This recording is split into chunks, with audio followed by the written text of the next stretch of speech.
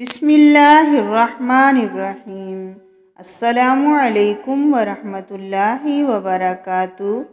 حضرت انس رضی اللہ تعالیٰ عنہ سے روایت ہے کہ رسول اللہ صلی اللہ علیہ وسلم نے ایک مسلمان شخص کی عیادت کی۔ وہ پرندے کے بچے کی طرح کمزور ہو چکا تھا۔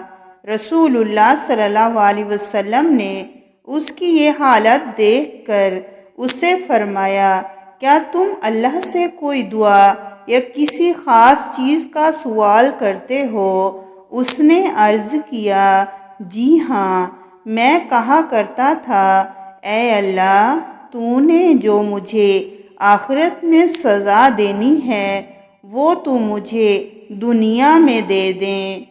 تو رسول اللہ صلی اللہ علیہ وسلم نے فرمایا، سبحان اللہ، تم دنیا میں اس کی طاقت رکھتے ہو، نہ تم آخرت میں اس کی استطاعت رکھتے ہو۔